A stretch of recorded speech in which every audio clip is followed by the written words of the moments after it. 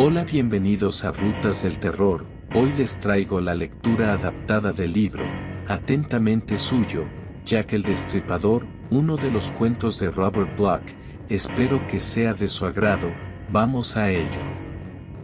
Me quedé mirando al inglés mientras él hacía lo mismo conmigo, pero fui yo quien primero hizo uso de la palabra, para preguntar su nombre. Sorga Hollis, en efecto, respondió. Y yo tengo el gusto de hablar con Junker, el psiquiatra. Asentí a su vez, mientras seguía examinando discretamente la figura de mi distinguido visitante, típicamente inglés, alto, delgado y ligeramente encorvado, rubio y con el clásico y encrespado bigote. Además, llevaba un traje de tweed. Tuve la sospecha de que guardaba un monóculo en uno de los bolsillos de su chaleco, y también me pregunté si no habría dejado su paraguas en el vestíbulo. Pero lo que más me intrigaba era la razón que habría impulsado a Sorga Hollis de la embajada británica a visitar a un psiquiatra de Chicago desconocido para él. Tras haber tomado asiento, el visitante se aclaró la voz, echó un vistazo a su alrededor, dio unos golpecitos con su pipa sobre el tablero de mi escritorio y abrió la boca para preguntarme, «El señor Carmody, ¿ha oído hablar de Jack el Destripador? ¿Se refería usted al famoso asesino, efectivamente, al más monstruoso de todos los asesinos, peor que Spring Hill Jack y que Crippen? Jack el Destripador, ¿no es así? He oído hablar de él. ¿Y conoce usted su historia?», escuché Sergei. «Creo que no llegaremos a ninguna parte si empezamos a charlar de esos crímenes», respondí. «No se trata de ninguna charla, señor Carmody, es un asunto importantísimo, cuestión de vida o muerte». Con un suspiro me recosté en mi sillón. Al fin y al cabo, para eso estamos los psiquiatras, para escuchar pacientemente a los que nos consultan. «Adelante pues», dije, «oigamos esa historia». Y Sorga encendió un cigarrillo y empezó a relatar. En Londres, en 1888, a fines de aquel verano y a principios del otoño, apareció la siniestra figura de Jack el Destripador. Algo así como una sombra armada con un cuchillo que merodeaba por el East End de Londres, siempre al acecho en los distritos de Whitechapel y Spitalfields. 6 veces empleó ese cuchillo para cercenar los cuellos de mujeres londinenses. Su primer crimen lo cometió el 7 de agosto, el cuerpo de aquella víctima presentaba 39 puñaladas. Fue un crimen bestial. Luego, el 31 del mismo mes, el segundo asesinato. La prensa comenzó a interesarse en la cuestión. Por fin, el 8 de septiembre, Scotland Yard designó personal especial para investigar el caso. Lo único que se sabía era que el asesino usaba diestramente su cuchillo para rebanar y extirpar trofeos, y que sus víctimas eran cuidadosamente elegidas. Nadie lo había visto, ni tenía la más mínima idea sobre su identidad, pero los vigilantes nocturnos tropezaban de continuo con los sangrientos despojos de su satánica obra. ¿Quién era? ¿Quién podría ser aquel criminal? ¿Un médico loco, un carnicero, algún científico que hubiera perdido el juicio, un maniático escapado de algún manicomio, o tal vez un aristócrata trastornado, o incluso un miembro de la misma policía londinense? Seguí y moví la cabeza con aire de desconcierto y siguió diciendo, luego apareció aquella poesía en la prensa, una estrofa de autor anónimo que parecía que iba destinada a poner fin a la especulación, pero que por el contrario sirvió para presentar el interés de toda la población. Escúchela. No soy carnicero, ni judío, tampoco marino o armador, sino su mejor y más valioso amigo. Atentamente. Y el destripador, en tono levemente burlón, comenté. Muy interesante, pero ¿no cree que desanimará al narrador?, pregunté, sin inmutarse él. Por espacio de cierto tiempo no volvió a oírse hablar del criminal, aunque eso no bastaba para que todo el mundo se preguntase cuándo daría su próximo golpe y para que se continuara especulando acerca de su identidad y paradero. Luego, el 9 de noviembre, encontraron a aquella mujer en su cuarto. Entonces, cundió el pánico, verdadero pánico. No obstante, el criminal no volvió a dar señales de vida. Poco a poco, el interés fue declinando, pero no su recuerdo. Decían algunos que ya se había marchado a América, mientras que otros insinuaban la posibilidad de que se hubiera suicidado. Se han expuesto infinidad de teorías, hipótesis y argumentos, pero lo único cierto es que nadie sabe quién era Jack el Destripador y por qué cometió aquellos asesinatos, ni por qué desapareció tan imprevistamente. Sir Guy se quedó callado, como si esperase que yo dijera algo, y eso fue lo que hice al comentar, en tono de aburrimiento, una historia bien narrada pero con una ligera tendencia emotiva. Es que tengo todos los documentos existentes sobre el caso. He reunido los datos relativos a aquellos crímenes y los he estudiado concienzudamente, dije, poniéndome en pie y ahogando un bostezo. He pasado un buen rato escuchando su relato. Ha sido usted muy amable al abandonar sus obligaciones en la embajada británica para venir y distraer a un humilde psiquiatra con sus amenas anécdotas, agregué. En lugar de ofenderse por mi observación, Sorga frunció el ceño e inquirió, ¿quiere saber por qué estoy interesado en el caso de Jack el Destripador? Desde luego, porque ha descubierto su pista. Creo que se encuentra aquí en Chicago, respondí, sin disimular mi asombro, volviendo a sentarme y murmurando al paso que parpadeaba repetidamente. ¿Jack el Destripador está aquí en Chicago? Y yo estoy dispuesto a localizarlo, dijo Sorga. Aunque, un momento, por favor. Dígame en qué fecha se cometieron esos crímenes. Dio gusto en noviembre de 1888. 1888, pues sí, ya que el Destripador era entonces un hombre maduro. A estas alturas debe estar muerto, incluso aunque hubiera nacido en aquel año. Hoy tendría 57 años. Y además, no digo a un hombre maduro porque puede haber sido una mujer o cualquier otra cosa. Tras haber escrutado pensativamente el rostro de mi interlocutor, dije, y después de todo, creo que ha acertado usted al venir a verme porque lo que usted necesita es un tratamiento psiquiátrico. Sin duda alguna, tal vez tenga usted razón, señor Carmody. Entonces, ¿cree que estoy loco? Desvié la vista y me encogí de hombros, pero como tenía que darle una respuesta sincera, le dije, no, no lo creo. En ese caso, quizás debería escuchar los motivos que me inducen a creer que el Destripador sigue vivo, sugirió Sorga. A lo largo de estos últimos 30 años, he estado estudiando aquellos crímenes. Para ello, he entrevistado a las autoridades y he hablado con los amigos y conocidos de las víctimas, así como con los vecinos de los barrios que fueron escenario de la matanza. He reunido un copioso material de datos y ahora dispongo de muchos conocimientos sobre la cuestión, incluidas multitud de versiones inverosímiles y teorías sin fundamento. No quiero aburrirle con la relación de mis conclusiones, pero sí le diré que me he dedicado a otras actividades más productivas. En este sentido, me he dedicado a estudiar crímenes no resueltos.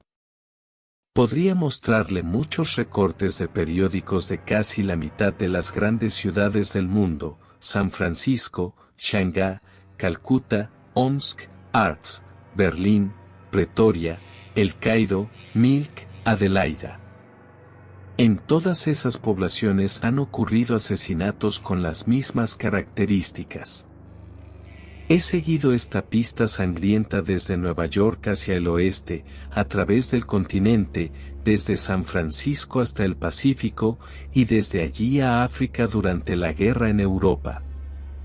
Luego, en América del Sur, y desde 1930 otra vez aquí en los Estados Unidos 87 asesinatos cometidos con la misma pauta, en los que el avesado criminólogo reconoce la inconfundible impronta de Jack el Destripador.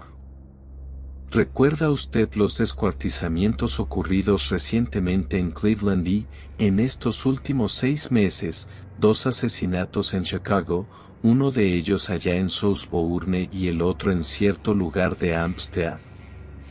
Y siempre el mismo tipo de crimen, la misma técnica. Le aseguro que todos llevan el sello de Jack. Entonces, dije, es una teoría muy limitada en verdad. No voy a discutirle los resultados de sus investigaciones ni las deducciones que haya obtenido, Sorga. Usted es el criminólogo y yo no puedo hacer otra cosa que aceptar lo que me dice. Sin embargo, me gustaría que me aclarase un aspecto de la cuestión que queda un tanto oscuro. ¿Cómo es posible que un hombre de, digamos, 85 años cometa semejantes crímenes? Porque si Jack el Destripador tenía alrededor de 30 años en 1888, ahora en 1943 debería andar por los 85. Sorga se quedó silencioso, lo que me produjo cierta satisfacción, pues supuse que lo había arrinconado. Pero enseguida replicó, ¿y si no hubiera envejecido? ¿Qué supone que Jack el Destripador no hubiera envejecido y siguiese tan joven como entonces? Estoy a punto de llamar a la enfermera para que le ponga un chaleco de fuerza, habló en serio Sergei. Todos dicen lo mismo, que hablan en serio, y es una verdadera pena, ¿no le parece? Todos los que vienen a consultarme aseguran formalmente que oyen voces raras y ven extrañas figuras, pero de todos modos no queda más remedio que encerrarlos. No voy a negar que mis palabras fueron crueles, pero obraron el efecto que buscaban, ya que Sorga se puso en pie, me miró fijamente y dijo, reconozco que es una teoría absurda.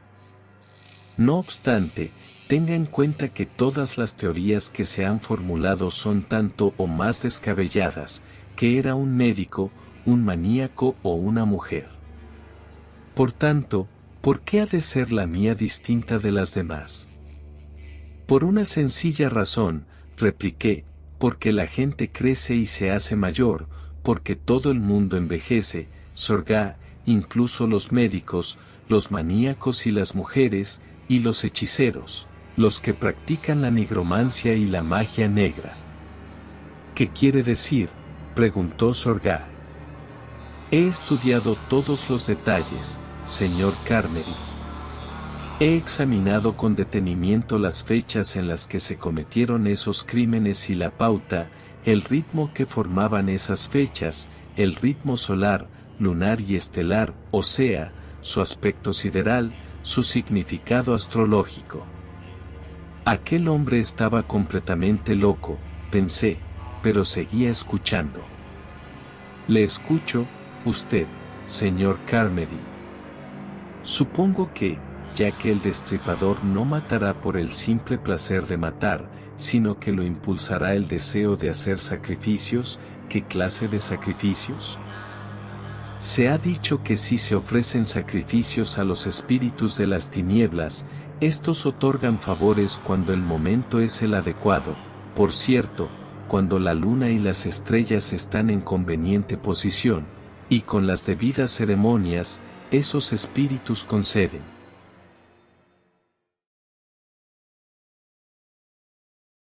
Aquí tienes la revisión y corrección del texto. Grandes favores, por ejemplo, el don de la juventud. Lo que usted plantea, repito, dije, es una teoría muy interesante, pero lo único que me intriga es un aspecto de todo este asunto. ¿Por qué ha venido a contármelo a mí? Yo no soy ninguna autoridad en materia de brujería, y tampoco soy policía ni criminólogo, sino un médico psiquiatra. En respuesta, él sonrió sibilinamente y a su vez preguntó, ¿entonces, se siente interesado en la cuestión? Bien, sí. Creo que debe de haber alguna causa seria para, empecé, pero fui interrumpido. No hay, señor Carmody, dijo. Pero yo quería asegurarme previamente de su interés. Ahora puedo revelarle mi plan. ¿Qué plan?, pregunté, mirándolo a los ojos un momento. Luego anunció, John Carmody, usted y yo vamos a capturar a Jack el Destripador. Así sucedieron las cosas, y si me he extendido en la relación de tantos detalles como ocurrieron en la primera entrevista, solo ha sido porque los considero muy importantes, ya que ayudan a comprender el carácter de Sorga Hallas. Y en vista de lo que sucedió a continuación, más valdrá que siga detallando las diversas partes de nuestro convenio. Por supuesto que la idea de ser gay era bastante simple, aunque más bien se trataba de una corazonada y no de una idea, continuó Sorga. Usted conoce a la gente de aquí, me dijo la segunda vez que nos vimos. Me he informado al respecto, y por eso le he elegido como al hombre ideal para secundarme en mi propósito. Sé que entre sus relaciones se cuentan muchos escritores, pintores, poetas, en suma, lo que se llama la intelectualidad. Y por ciertas razones cuya naturaleza no hace al caso, tengo la sospecha de que Jack el Destripador pertenece a esta comunidad. Es más, creo que le gusta aparecer como un excéntrico, y espero que si usted me lleva a los sitios donde suelen reunirse esos intelectuales y me presenta a ellos, podrá descubrirlo y desenmascararlo. Por mi parte, dije, no tengo nada que oponer, pero no sé cómo se las va a arreglar para buscarle. Tal como he dicho antes, ese criminal puede tener cualquier apariencia, puede ser viejo o joven, rico o pobre. Puede ser un ladrón, un médico, un abogado. ¿Cómo lo reconocerá? Eso se verá cuando llegue la ocasión, pero debo encontrarle cuanto antes. ¿Y por qué tanta prisa? Porque dentro de 2 días volverá a matar. ¿Está usted seguro, completamente? Sí, señor Carmody. Ya le dije que había estudiado bien el asunto y que todos los crímenes coinciden con ciertas características astrológicas. Por eso, sí, tal como sospecho, ese hombre ha de ofrecer sacrificios para renovar su juventud, tendrá que cometer otro asesinato en el término de 2 días. Fíjese en la disposición de sus primeros crímenes en Londres, 7 de agosto, 31 de agosto, 8 de septiembre, 30 de septiembre, 9 de noviembre. Intervalos de 24 días, de 9 días, de 22 días. Esta vez causó 2 muertes, y por último, de 40 días. Claro que en esos intervalos hubo también otros crímenes, pero no se le achacaron a él. De todas formas, el caso es que he trazado un esquema basado en mis cálculos, y por eso sé que ya volverá a matar en el término de 2 días. Comprendido, asentí. Pero sigo preguntándome qué papel desempeñé yo en este asunto. Yo solo dije el de presentarme a sus amistades, continuó Sorga. Lléveme a todas las reuniones, a todos. ¿Pero por dónde empiezo? Que yo sepa, mis relaciones artísticas, pese a sus excentricidades, son todas excelentes personas, gente perfectamente normal. Para querido amigo, también lo es el Destripador, normal en todo sentido, en ciertas y determinadas noches, cuando se transforma en un monstruo patológico, en un ser sin edad que se oculta en las sombras, preparado para matar. Porque en esas noches, en que las estrellas irradian su fulgor letal, él está de acuerdo. De acuerdo, dije, interrumpiéndole de pronto. Le llevaré a esas reuniones. También necesito asistir para beber unos buenos tragos, porque después de oírle a usted. Aquella misma noche, llevé a Sorga a casa de Lester Bastón. Mientras subíamos en el ascensor al lujoso ático, juzgué oportuno advertirle, Bastón es un verdadero excéntrico, y lo mismo puede decirse de sus invitados. Por tanto, conviene que se prepare para recibir toda clase de sorpresas. No estoy preparado, dijo alarmado. No se preocupe, respondí sonriendo. Estoy preparado y más madurado un plan que pienso poner en práctica. No soy extraño para nada a lo que yo haga de acuerdo a sentir, dije con un gesto, y apreté el timbre de la puerta, que fue abierta a los pocos segundos por el propio Bastón. Tenía los ojos enrojecidos, casi tan rojos como las cerezas del cóctel Manhattan que llevaba en una mano. Tras haber mirado alternativamente a mi sombrero y a los poblados bigotes de Sorga, dio un paso atrás y comentó, vaya, tenemos aquí a la morsa y al carpintero. Adelante, adelante. Seguidamente, le presenté a Sorga. Después de estrecharle la mano, Bastón indicó que le siguiéramos hasta el amplio salón, donde se hallaban los demás concurrentes envueltos en una densa nube de humo de tabaco. Todos tenían un vaso en la mano, y las notas solemnes de la marcha del amor de las naranjas procedentes del piano, situado en un ángulo de la estancia, no lograban apagar por completo el rumor del polo africano que unos jugadores practicaban en el rincón opuesto. No había nada que hacer. Prokofiev no podía rivalizar con las piezas de marfil que producían cada vez más ruido. Sir Guy confirmó entonces mis anteriores sospechas al sacar un monóculo del bolsillo de su chaleco y ajustarlo en la órbita de su ojo derecho para mirar primero a la poetisa Lannister y luego a Jemmy Searle, el cual acababa de recibir un golpe en un ojo de parte de la anterior y se había acostado en el suelo, chillando como un condenado. Los chillidos de Jemmy duraron hasta que alguien lo pisó fuertemente en el estómago al pasar por encima suyo de camino hacia el comedor y otra botella. Seguidamente, Sorga oyó que Nadia Abilina, la artista comercial, expresaba su desagrado con respecto al tatuaje que Jannikar exhibía, y a continuación desvió su vista hacia la mesa debajo de la cual se encontraba Barclay Mountain en animado coloquio con la esposa del tatuado. En esto, Der Bastón se plantó en el centro de la sala y reclamó la atención general al estrellar un vaso en el suelo antes de anunciar, señoras y señores, tengo el gusto de presentarles a dos distinguidos visitantes, nada menos que la morsa y el carpintero. El primero es Sorga Halles, uno que tiene algo que ver con la embajada británica, y el otro, como todos saben, no es más que nuestro querido amigo John Carmody, el eminente curador de manías inofensivas. Acto seguido, asido a Sorga por un brazo y lo llevó al centro de la estancia para indicarle, ha de saber usted, Sorga, que tenemos la costumbre de someter a discreto interrogatorio a nuestros nuevos amigos.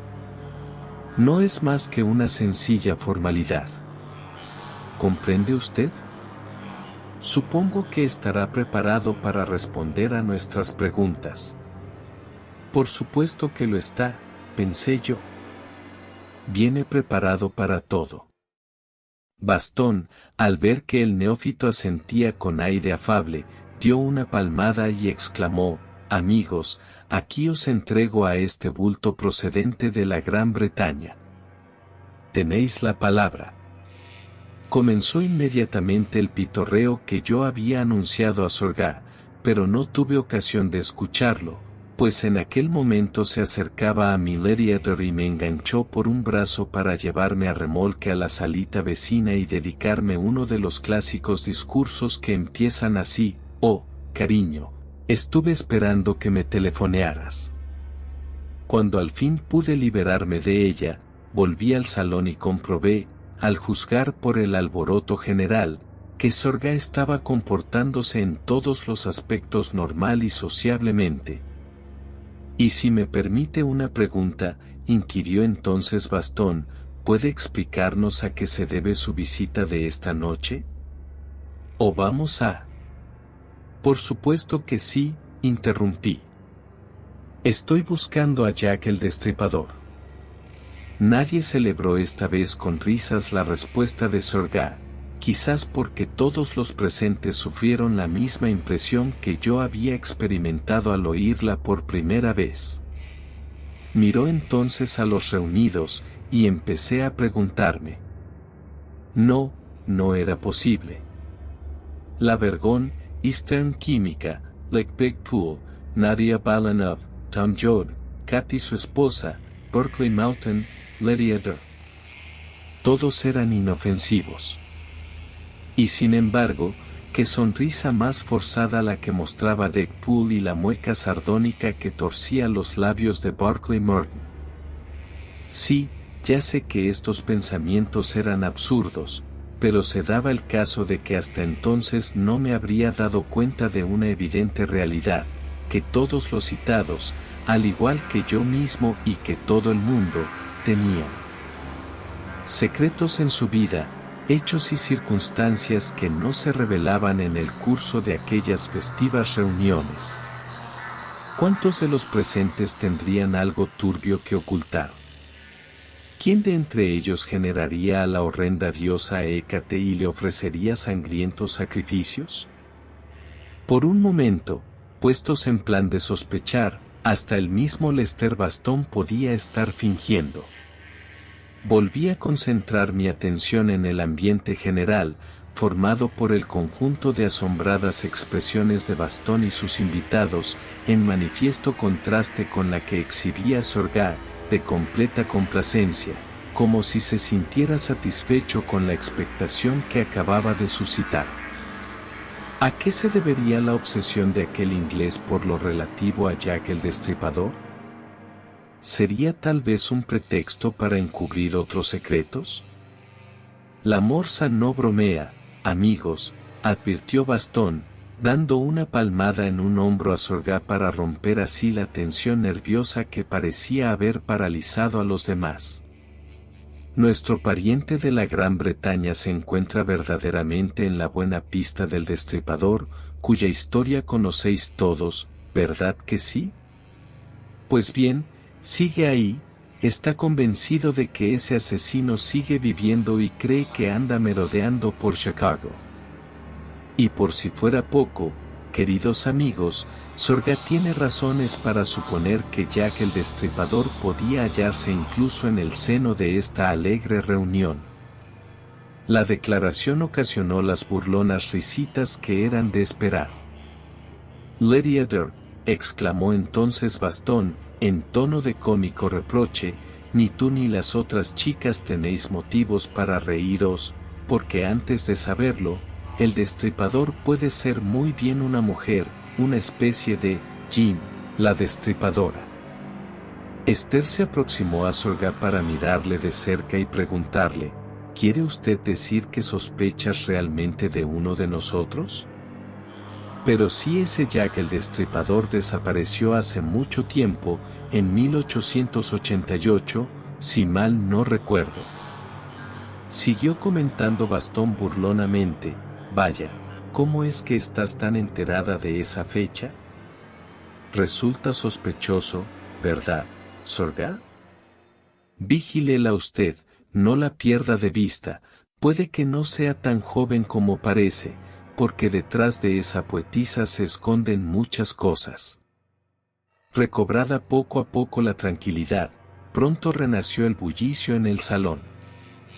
El invitado que había estado tocando el piano se dispuso a aporrear nuevamente las teclas, y la idea de RR empezó a dar señales de desasosiego, fijando la vista en la puerta del pasillo que conducía a la cocina, con el evidente deseo de marchar a esta dependencia en busca de otra bebida.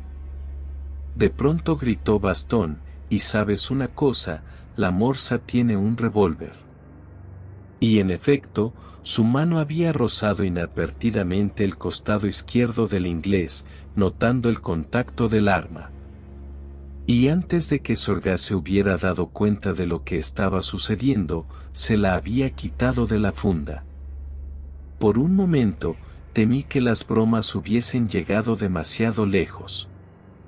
Pero al mirar a Sorga, vi que me dirigía un guiño, y recordé su anterior advertencia de que no debía alarmarme, ocurriera lo que ocurriese. Juguemos limpio con nuestro amigo, siguió diciendo Bastón. Sabemos que ha venido aquí desde Inglaterra para llevar a cabo su misión, y yo sugiero que, en caso de que ninguno de vosotros esté dispuesto a confesar, le daremos una oportunidad de descubrir al criminal por las malas. Escuchad ahora atentamente, voy a apagar las luces durante 1 minuto, y si alguno de los presentes es Jack el Destripador, podrá optar por 2 salidas, escapar inmediatamente o eliminar a su implacable perseguidor. De acuerdo. Pese a que la propuesta venía de un hombre achispado, no dejó de parecerme bastante estúpida. En el consiguiente batiburrillo de exclamaciones y comentarios, nadie concedió atención a las débiles protestas de Sorga, y acto seguido, Lester Bastón se acercó a una pared y levantó. Una mano se extendió hacia el interruptor. Que nadie se mueva, advirtió. Estaremos a oscuras durante 1 minuto y tal vez a merced de un asesino. Luego, encenderemos las luces y empezaremos a recoger cadáveres. Elijan a sus compañeros de aventuras, señoras y caballeros. Se apagaron entonces las luces y alguien soltó una risita nerviosa. Desde el sitio en que me encontraba, pude oír el rumor de unos pasos, así como un ligero murmullo. Una mano me tocó la cara, provocándome un respingo. Aquella situación era absurda, verdaderamente absurda, estar allí de pie, en silencio y en la oscuridad, en compañía de un grupo de chiflados. Claro que eso no bastaba para que me sintiese extrañamente receloso, aterrorizado más bien, porque no podía evitar una horrible idea, la de que Jack el Destripador estaría merodeando así por las calles de Londres, en medio de las tinieblas, entre infinidad de personas que temían por sus vidas. De modo imprevisto, alguien profirió un alarido y reconocí la voz de Sorga antes de oír el sordo golpe producido por un pesado cuerpo al caer al suelo. A continuación, Lester Bastón encendió las luces y a todos se nos escapó un grito de horror. Sorga yacía sobre la alfombra con los brazos abiertos y empuñando su revólver en una mano. Entonces, me maravillé al comprobar cuán diversas pueden ser las expresiones de los seres humanos confrontados con un espectáculo como aquel.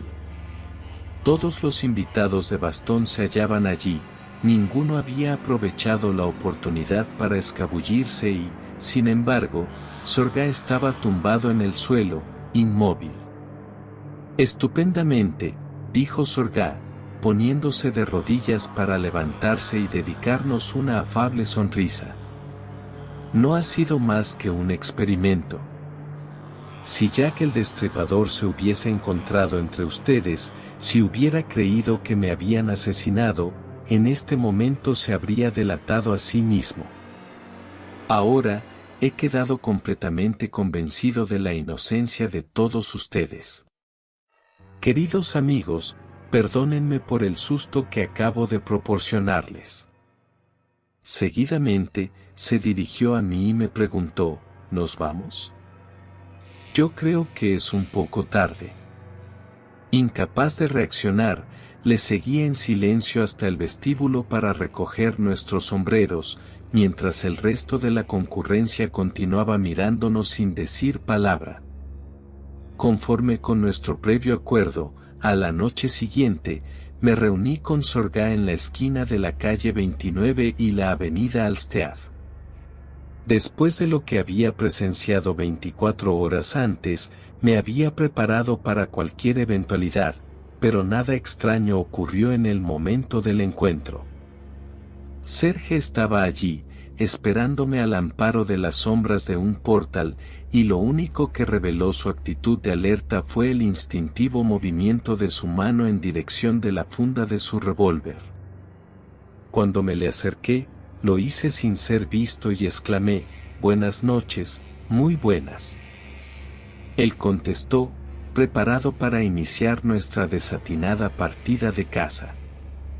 En efecto, asintió, sonriendo amigablemente. Y me alegro al comprobar que concuerda usted conmigo, pues ha venido a la cita sin hacer preguntas. Eso demuestra que se fía de mi intuición. Luego, mientras íbamos andando a lo largo de la calle, observó: «Hay niebla esta noche, señor Carmody, igual que en Londres. Y además, también hace frío, a pesar de que estamos en noviembre. Es curioso, niebla londinense y el mes de noviembre, la misma época de los crímenes del Destripador». «No exactamente», hice notar. «Permítame que le recuerde que no estamos en Londres, sino en Chicago, y que tampoco es el mes de noviembre de 1888, sino más de medio siglo después». «¿Usted cree?», preguntó. «No estoy tan seguro. Fíjese en estos callejones que vamos cruzando, estrechos y oscuros como los de Lewis. Estoy seguro de que tienen más de medio siglo, por lo menos». «Estamos en el barrio de South Clark», le indiqué.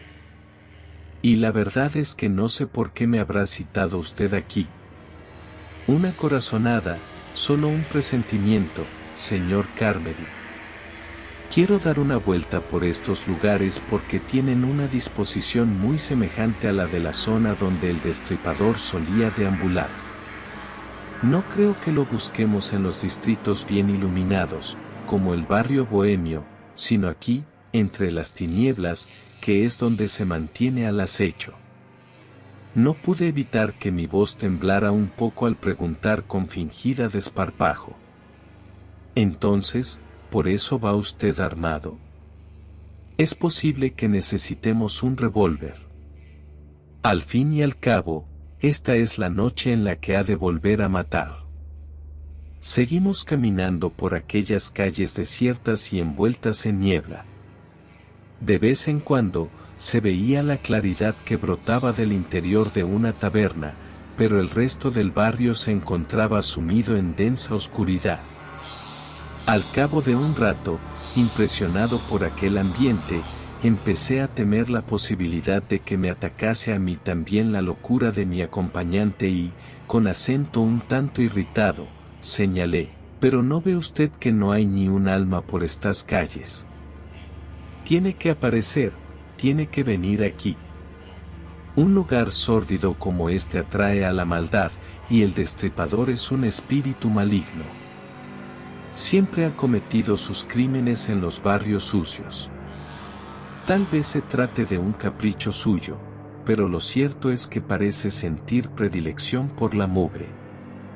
Sin contar con que el tipo de mujer que elige como víctimas es más fácil de encontrar en los tugurios.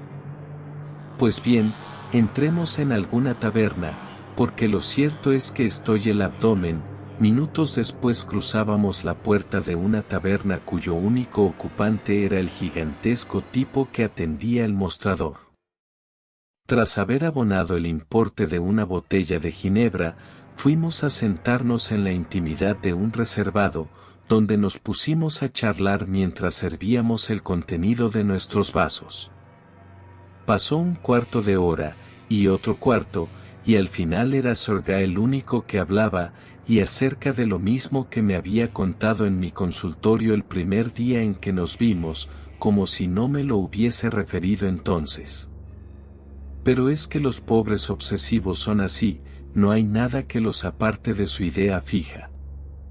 Yo me limitaba a sentir de vez en cuando, pacientemente, y a llenarle su vaso, hasta que me pregunté si el exceso de alcohol, en lugar de aplacar a mi locuaz acompañante, no le desataría más la lengua. A punto de perder la paciencia, le interrumpí para observar, perfectamente, Sorga. Admitamos que tiene usted razón, que su teoría es correcta, aunque para ello tengamos que hacer caso omiso de las leyes naturales y tragarnos una porción de supersticiones. De acuerdo en que Jack descubrió la manera de prolongar su propia vida mediante el ofrecimiento de, y en que ha viajado alrededor del mundo.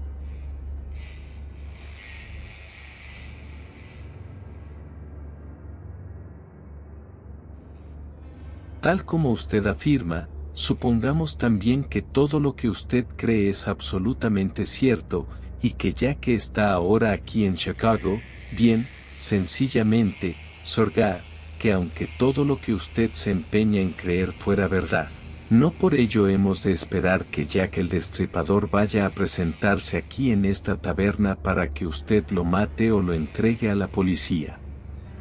Y dicho sea de paso, todavía no sé qué se propone hacer con él en caso de que lo encuentre.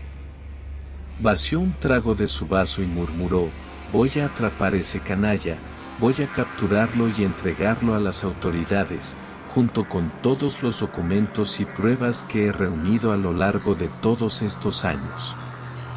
He gastado una fortuna en esta investigación, señor Carmody. O tal vez prefiera que lo tuteló, Yamilón, como le parezca. De acuerdo, pues. Y yo, tal como iba diciéndote, la captura de este criminal supondrá la solución de muchos asesinatos que han quedado sin resolver. Te aseguro que una bestia enloquecida anda suelta por el mundo, una bestia que ofrece sacrificios a la diosa Hécate. No lo dudo, sin embargo, me gustaría saber también cómo se las va a arreglar para reconocerle, y sobre todo cómo está tan seguro de que habrá de encontrarle. Se quedó cerca de aquí, no sé, lo presiento. Digamos que soy un sujeto intuitivo, comprende. No es Sorga, no era intuitivo, era tonto y estaba borracho. Alargué entonces una mano y le puse la botella fuera de su alcance, y al ver que trataba de arrebatármela, me levanté y entoné destemplado, pues después de todo, no era uno de mis pacientes. Le dije, escuche esto, ya pasa de la raya. Voy a hacerle una sugerencia, tomemos un taxi y marchémonos de aquí. Por lo visto, su amigo ya se ha atemorizado y no vendrá a verle mañana. Cuando se haya despejado, podrá presentarse ante las autoridades con todos sus documentos para convencerles de lo acertado de su teoría, y si ellos le creen, en fin, las autoridades federales son lo suficientemente competentes para llevar a cabo una investigación a fondo y localizar a ese criminal.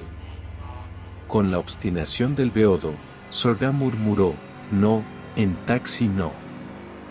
Bueno, hombre, nos iremos caminando si quiere, pero salgamos ya de aquí. No sabe que son más de las 12. En respuesta, se encogió de hombros, se puso en pie y fue conmigo hasta la puerta, pero al llegar allí dio un paso atrás y desenfundó su revólver. ¿Qué hace usted?, exclamé alarmado. No pretenderá andar por la calle con un revólver en la mano. Venga de Melo, no se opuso Sorga, ya que le quitase el arma y me la guardara en un bolsillo de mi chaqueta. Una vez en la calle, donde la niebla se había vuelto más densa, echamos a andar hasta la primera encrucijada, punto en que mi aturdido acompañante se detuvo y se apoyó en la pared, fijando la vista en el tenebroso callejón que partía de aquel sitio. Impaciente, farfulló: «Usted piensa que todo esto es una broma o una manía, llámelo como quiera, John, pero he de decirle una cosa, en 1888, una de las desgraciadas víctimas del destripador fue mi madre». «Sí, lo que has oído, mi madre». Luego, mi padre me reconoció y me hizo compartir su juramento de emplear nuestras vidas en la búsqueda del asesino.